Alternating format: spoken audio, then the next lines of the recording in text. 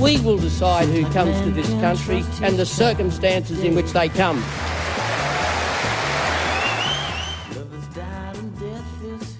From now on, any asylum seeker who arrives in Australia by boat will have no chance of being settled in Australia as refugees. Hi, my name is Jan Wisniewski, and this is The Strife, a podcast to discuss issues in Australia with the long term in mind. In coming episodes, we'll focus on the housing market and home ownership, rural Australians and the future of farming, and Indigenous representation in Australia. But this episode will address how we treat the people who would like to come to Australia due to conflict or persecution in their home countries, asylum seekers. This is a very visible problem. However, many Australians would argue that this isn't a problem at all, but in fact, a solution. While the treatment of people in offshore detention on Manus Island and Nauru drummed up some public support for policy change recently, it is seen as a necessary evil by many. Both major parties are intent on not allowing people to arrive in Australia by boat without prior approval. This narrow focus means we've forgotten what else is possible. To get an idea of what other possibilities there could be if our thinking around Australia's response to people seeking asylum didn't stop at stopping the boats, I spoke with some people who've been giving this a great deal of thought. For this episode, I chatted with Klaus Neumann, Professor of History at Deakin University, together with Anne McNevin, Associate Professor for Politics at the New School for Social Research, about why Australia's response to asylum seekers can't rely on short-term fixes. I also spoke to Jana Favero, Director for Advocacy and Campaigns at the Asylum Seeker Resource Centre, about their Right Track campaign to get Aussies thinking and speaking differently about people seeking asylum in Australia. We'll hear from Jana in the next episode.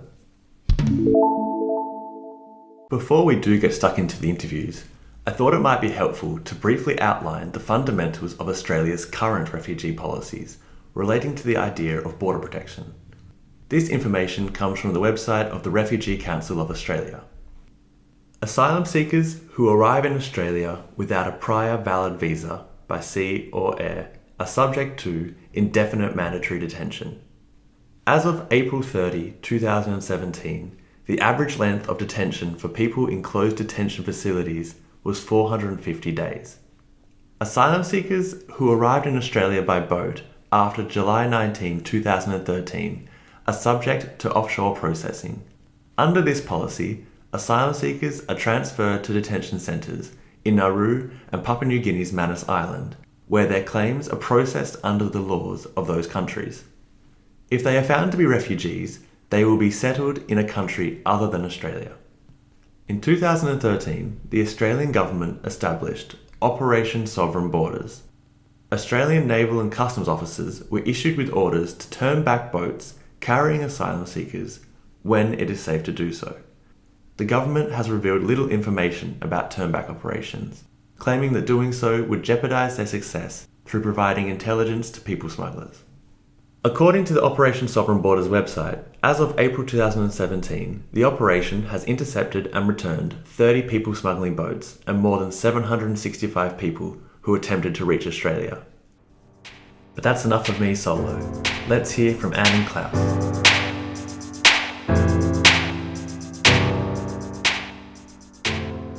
You've both been busy over the past few years advocating for a rethink of Australia's asylum seeker debate, asking us to consider a rights-based response rather than a policy approach based on deterrence.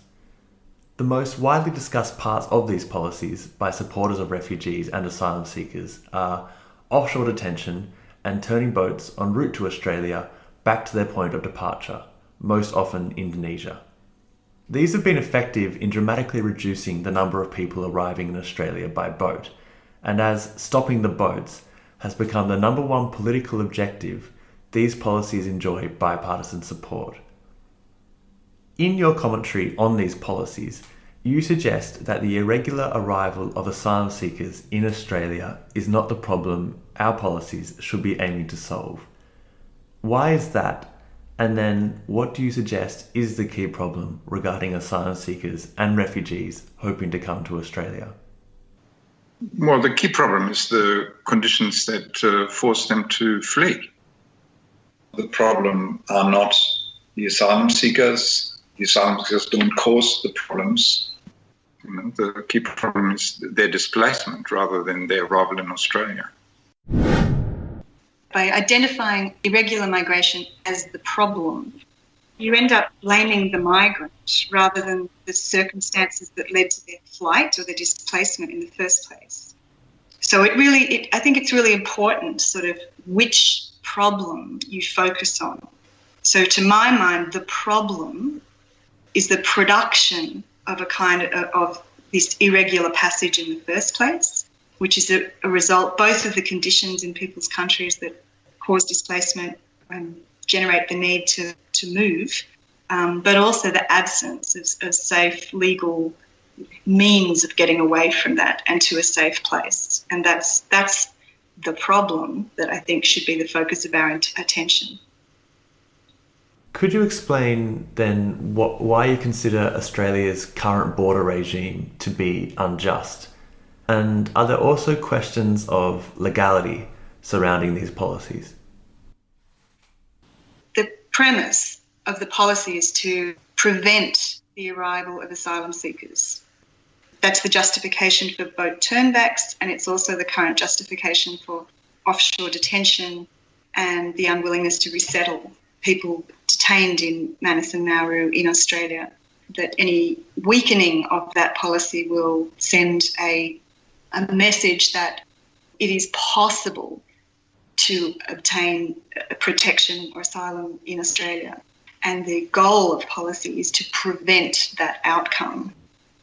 That's both something that Australia is legally obligated to provide, but also, I think, a moral obligation that people who are facing persecution and various forms of harm in places from which they've fled and are in danger of experiencing persecution and harm if they are returned to those places, and where the places they currently are not unambiguously safe places for them to be. There's a moral obligation to address their protection needs. So the whole basis of the policy rests on a kind of injustice. Some of what Australia is currently doing might not be strictly illegal, but it could still be unjust because it contravenes our understanding of human rights, for example. So that's both a question of morality and it's a question of justice. Our broad understanding of what human rights are includes the human right to be able to seek and be granted asylum. But that, strictly speaking, is not enshrined in international law. But that doesn't mean just because it is not part of a treaty that Australia has signed up to, it is not a question of justice. I would like to come back to something that you said earlier in your very first question. Deterrence prevents asylum seekers from reaching Australia. I don't think that's actually correct. I think what prevents asylum seekers from coming to Australia at the moment is the turnback policy. That boats carrying asylum seekers are turned around. Therefore, it doesn't make much sense for people who organise these journeys to embark on them in the first place. But when it comes to the detention of people on Nauru and Manus, that is not so much a policy directed at asylum seekers, but a policy directed at the Australian public. If you go back a little bit further in Australian history, to the Howard years, where the government made conditions in detention centres more inhumane and increased the level of deterrence, and that had nil effect on the number of people who arrived in Australia by boat. I just want to turn to speak about this ongoing discussion you've had with Robert Mann and his colleagues across a number of online platforms, most prominently in The Monthly. I'll quickly outline the core points of his approach to asylum seeker policy for the listeners. He wants the refugees on Manus Island and Nauru to be settled in Australia or another safe country. He argues Australia has an undeniable moral responsibility to do this. He believes stopping offshore processing of asylum claims and abandoning the policy of naval interception and turn back to the point of departure would result in a large increase in people smugglers trying to reach Australia by boat, as happened when Rudd scrapped similar policies in 2008.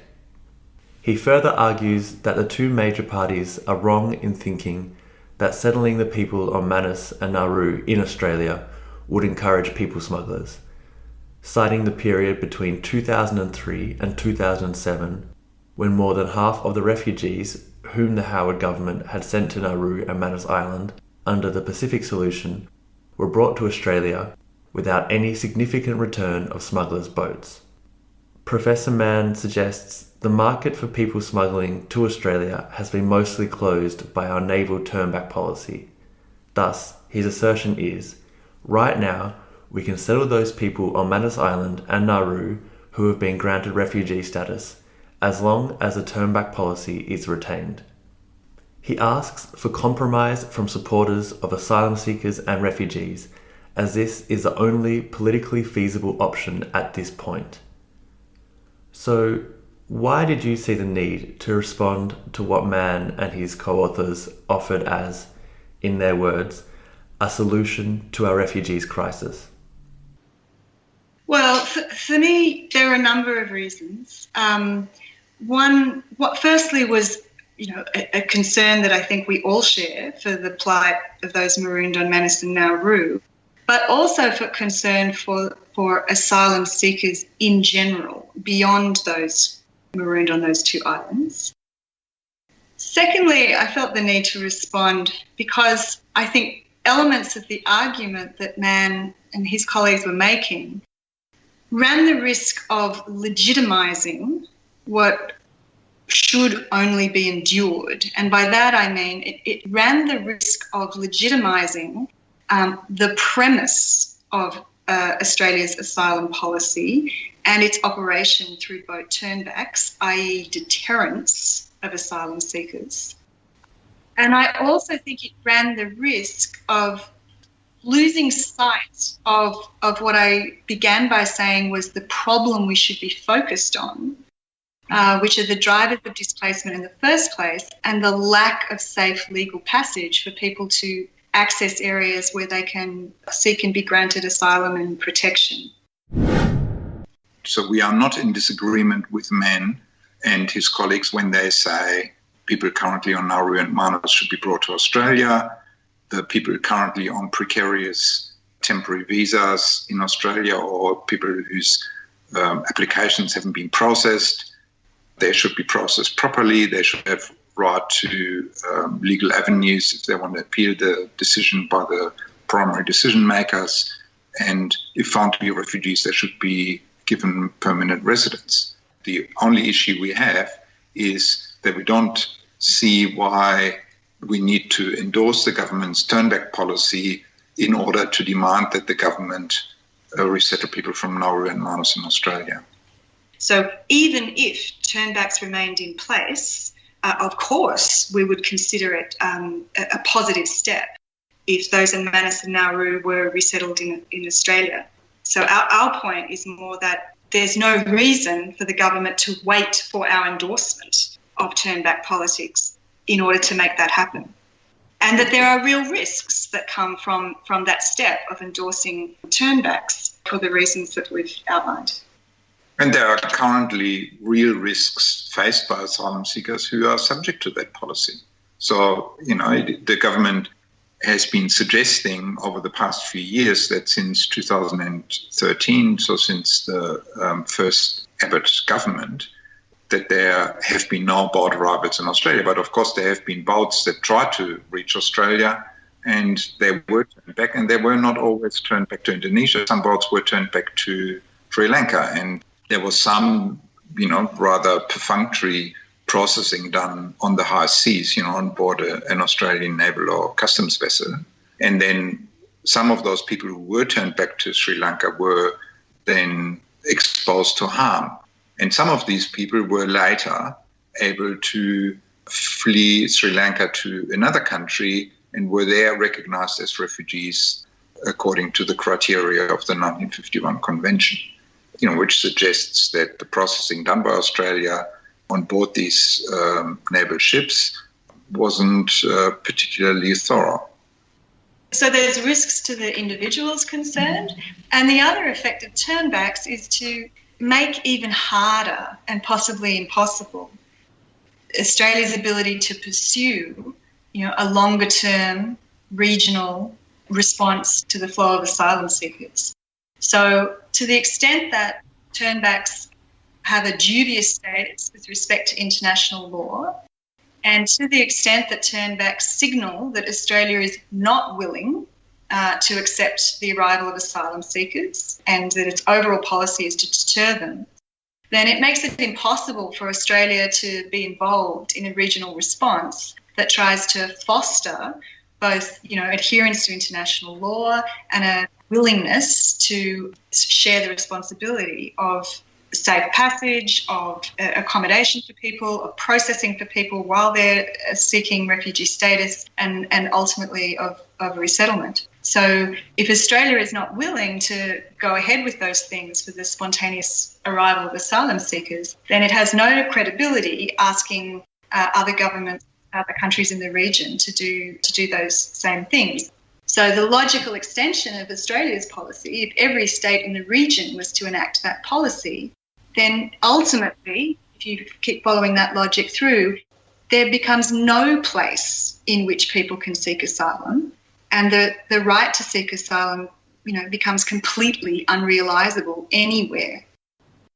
Since 1948, so since the Universal Declaration of Human Rights, there have been numerous discussions in international fora about how to reconcile the sovereignty of nation states and the rights of asylum seekers. That began in 1948 when Universal Declaration was discussed. The first draft of the declaration said that people being persecuted have the right to seek and be granted asylum, and then in the version that was finally approved by the United Nations General Assembly, that be granted was taken out. So now it's, everybody has the right to seek and enjoy asylum, which is not quite the same as to seek, enjoy and be granted asylum. So subsequently, there were numerous attempts to find a way to get around that problem, because as soon as you oblige nation states to grant asylum to somebody, then you are questioning their sovereignty. And the only viable option that international lawyers thought of was in the terms that is used at the level of the United Nations, called international solidarity. That is, that the issue of asylum seekers and the consequences of displacement is seen not as the problem of individual nation states, but as the problem of the international community. So that, if one country, because it's the neighbor of a country where there's lots of persecution, if one country accepts more than a fair share of asylum seekers, other countries come to its aid.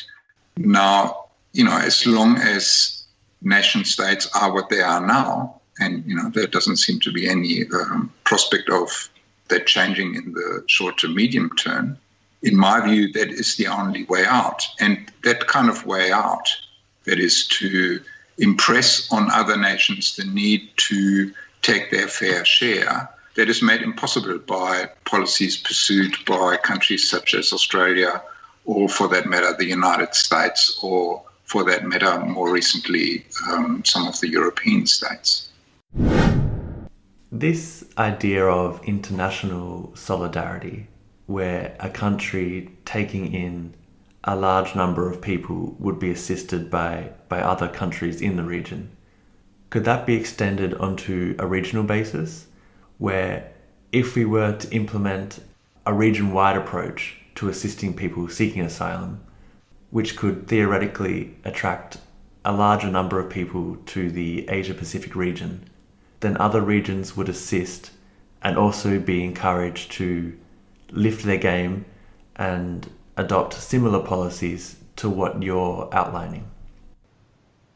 Well, I mean, ideally this is sort of going to be a global solution, but even if it were not a global solution, regional solutions, sometimes could do the trick. If you look at Europe, for example, if the Europeans had agreed to a just distribution of asylum seekers, that was something that they actually did agree to, but then didn't implement in 2015.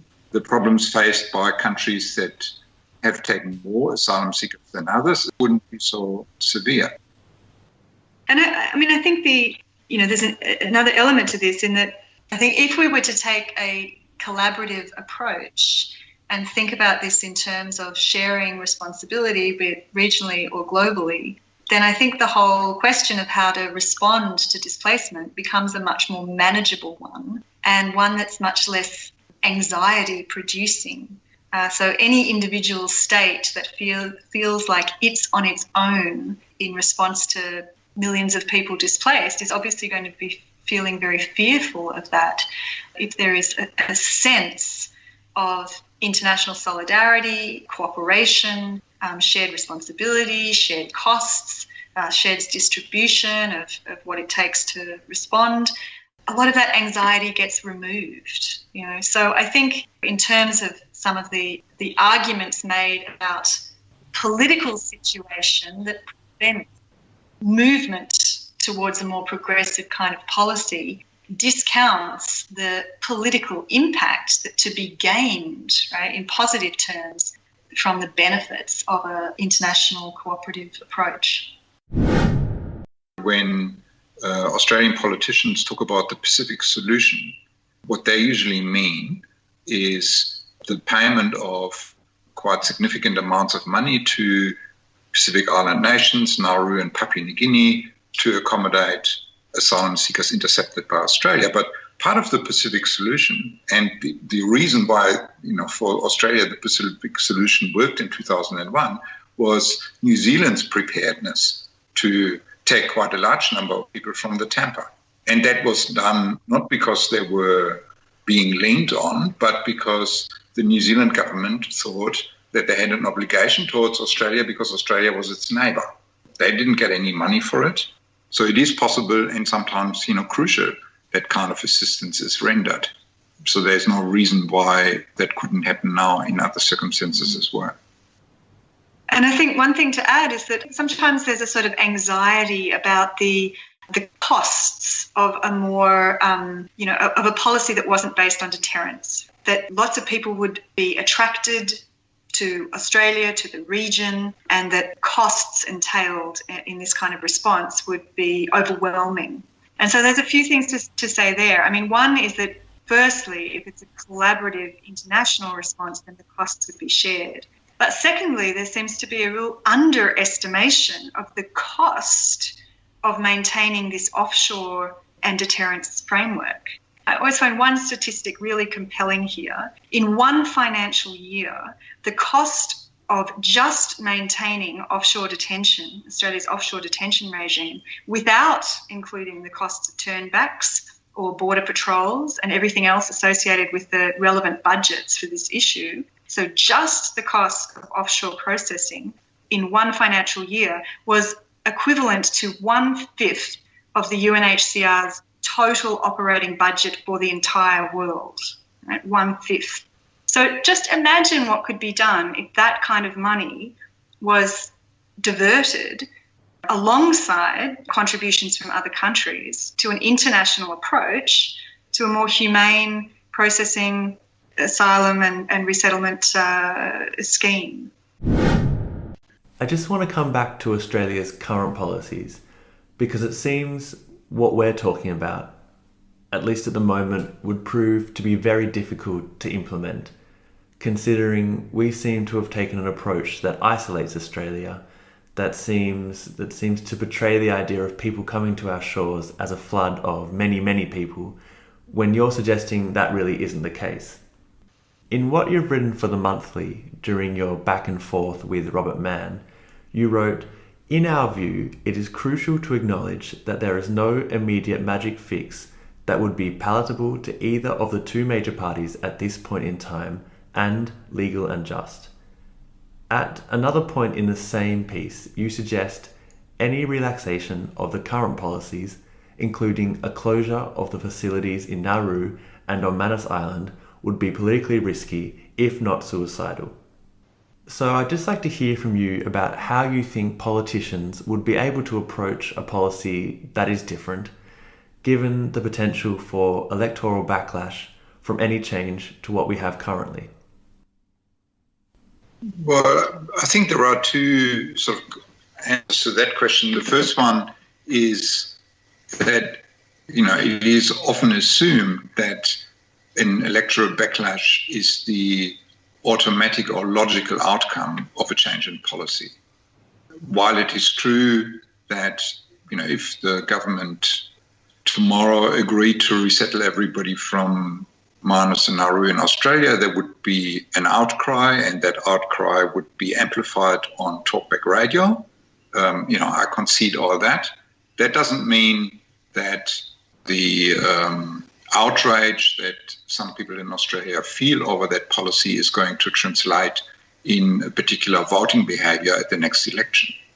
So, people who've studied why and how Australians have voted since the so-called Tampa elections have found that, while the issue of bald people is very prominent, it does not necessarily influence the way people vote. So it's not that sentiments towards bald people determine the outcomes of federal elections. I think that is something that particularly the Labour Party finds very hard to believe, but there have been numerous studies now that suggest exactly that. The other answer to your question, I think, is to think about ways in which government could pursue sensible policies and then advocate those policies. And there are good examples of that having been done in the past. If you think of examples that have got nothing to do with refugees, think of John Howard's gun policy, which initially was also not particularly popular and which was opposed by a very powerful lobby. But he was able to pull that off because he was fairly consistent in his argument, and he was able to put a case to the Australian people, and in the end, that policy wasn't punished at the ballot box. If, we are talking about refugee and asylum seeker policy, one could think of the Fraser government's policy, which was also not particularly popular. And again, the Fraser government was able to say, well, we are the government. We believe this is a sensible policy, and then argue why that policy is sensible and why it didn't make any sense for Australians to become hysterical about the arrival of a few thousand bald people. This question of problems and solutions is itself part of the problem when it comes to sort of how we talk about this issue. So if the problem is the arrival of asylum seekers in the first place, then the solution is for them not to arrive. So deterrence is one kind of solution. If the problem is the fact that people are displaced and that there's no safe legal passage for them to reach safety, then solutions become much more complex. And there's no magical quick fix that solves moral problems, legal problems, and political problems in one foul swoop, where we can decide to implement these things today and all of those problems disappear tomorrow. So it's that sense in which we sort of say there is no magical quick fix here. And any kind of shifting, both of public debate in terms of what the problem we should be focusing on is, and in terms of government policy, in terms of orienting our frameworks towards a different starting point for addressing displacement and questions of asylum, and then putting into operation the kinds of regional, global, collaborative frameworks we're talking about. These are medium and long-term processes. So there's not a sort of single set of things you do tomorrow to make that happen. But that said, I think even while the political situation is what it is today in Australia in terms of widespread public support for the government's deterrence policy framework, in order to shift that across the longer term, there are things I think the government could do that could be starting points towards that shift. There's nothing to stop the government putting serious funding into the UNHCR. I don't think there's anything to stop the government resettling those people on Manus and Nauru in Australia in the short term without undermining the deterrence policy that is at the moment based on turnbacks. Nobody would expect that Australia's current problems with its education system can be fixed overnight. Everybody would assume that this will take many years, better teacher training, a more just distribution of funding to schools in economically disadvantaged areas, etc. So why is it not possible for the government to say, well, there are other policy problems that are similarly complex and therefore require more time, more effort, more thinking in order to be tackled? There are also other issues where the government insists that it actually knows better than the majority of Australians. So, if it were up to a popular vote, then we would probably have the reintroduction of the death penalty for rapists or child murderers or sex offenders or terrorists. But the government draws a line there and says, no, this is not something that is sensible, that it's against the principles that we as a society have subscribed to. The government could say, well, it is not sensible to be fearful of asylum seekers inundating the suburbs of Sydney or Melbourne, and the fears that people have when they say these things, they don't need to be taken seriously to the extent that they then dictate policy outcomes. And if you let the current state of public opinion become the barometer of what is and isn't politically possible, you're really inviting a downward spiral of, on this issue and many others. So if you don't hold some threshold, some point at which a certain kind of principle, be it the right to asylum or many others, becomes non-negotiable, then public opinion can spiral further and further and further away from that principle, and policy can become more and more and more responsive to the weight of public opinion, such that the principle becomes meaningless in the end. We vote in politicians both to be responsive to the public, but also to act according to their own principles. So just to make sure that this is not misunderstood, because I sometimes, when I say things like that, get accused of being just, elitist and arrogant. I'm not saying that popular or public opinion shouldn't count for anything, but I think in order for popular or public opinion to count for something, the public also needs to be given the opportunity to make informed decisions. At the moment, they are not given that opportunity. So if the public were given the opportunity to make informed decisions on asylum seeker issues, then they would need to be told about the complexity of the problem at hand. But at the moment, the government quite deliberately simplifies the matter. And again, that is something that could change quite easily. That doesn't even involve, the expenditure of resources or money. Okay, I think that's an excellent place to wrap up the interview. Yeah, thank you for your time and your thoughts.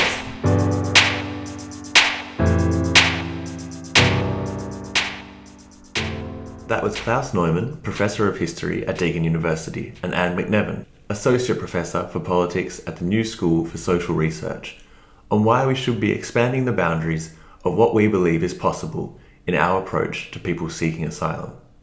We'll continue our look into this topic next episode with Gianna Favero from the Asylum Seeker Resource Centre to explain the organisation's strategy for changing Australians' perceptions of what it means to seek asylum. Okay, that's it for this episode. A big thank you to Anne and Klaus for having a chat. The Strife will be back soon to talk about what can be done to benefit Australia now and much later. The tune you heard at the top of the episode was Time Will Come by the Tol Puddle Martyrs, a classic piece of Aussie garage rock released in 1966. The song's writer, Peter Reshter, was kind enough to let me use the song for this episode, so I'm taking the chance to play it again. Reshter continues to make music with the Tol Puddle Martyrs. Their latest album, Polyphony, came out in 2016 and covers themes related to the refugee situation in the world today. Check it out and catch you later. Seems like man can't trust his kind today. Love has died and death is here to stay. Guess I'll pack and fade away on a cloud so far away. Time will come when death will pave the way. All is gone from love that is today. Sell your soul and live, that is the way. So you'll stop and fade away on the cloud so far away. In a world that we can be what we say. You better stop, look and listen. You're going damn fast and your time has passed. You better stop, look and listen. It's your last chance to live on this green grass. Time is up, you better move away. On a cloud the journey's far away. Live a life of love with me. It will last eternally. Know a love that's new and also free.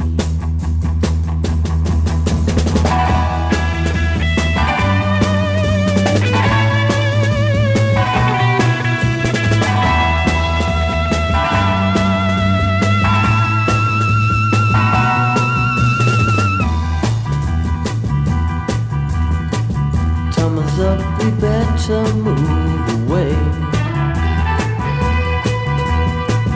On our cloud the journey's far